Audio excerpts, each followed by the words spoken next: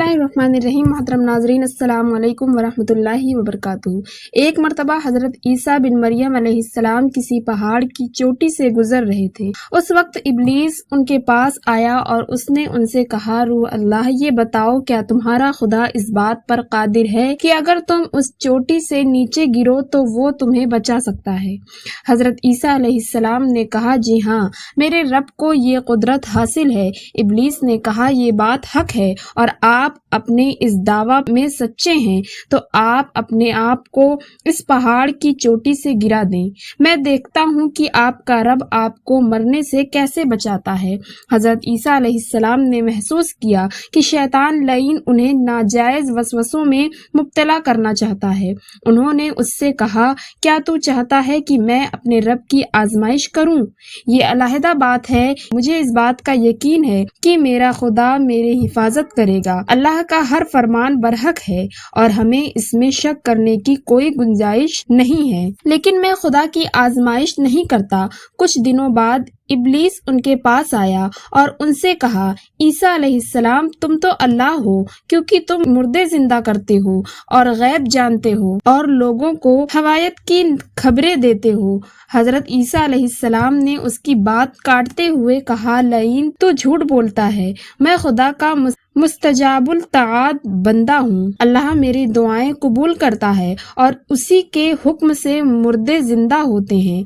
और जहाँ तक गैब की बातों का ताल्लुक है तो खुदा मुझे गैब की इब्तिला देता है, मैं लोगों को उसकी खबर देता हूँ। जब इब्लीस ने देखा कि ईसा अलैहिस्सलाम उसके जाल में फंसने पर आमादा नहीं है तो उसने चीख मारी और उनके सामने से भाग खड़ा हुआ। एक मर्तबा वो लाऊ लश्कर समेत अपने दारुल हुकूमत में दाखिल हो रहा था कि एक मकान से कारी की आवाजें उसे चौंका दिया। अबू नसर कुरान सुनने के लिए रुक गया। कारी ने तेज आवाज में सूरे आले इमरान की आयत नंबर 26 की तिलावत की, जिसका तर्जुमा ये है, आप कह दें कि ए अल्लाह, तू ही मालिकुल मुल्क है, तू जिसे चाहे सल्तनत अता करे और जिससे चाहे सल्तनत छीन ले और जिसे चाहे इज्जत दे और जिसे चाहे जिल्लत दे। तमाम भलाई तेरे हाथ में है, बेशक तू हर चीज पर कुदरत रखता है। इस आयत मजीद को सुनते ही सुल्तान के दिल पर गहरा असर किया। वो ये आयत सुनकर कांप उठा, घोड़े से उतरा और रुकू किया,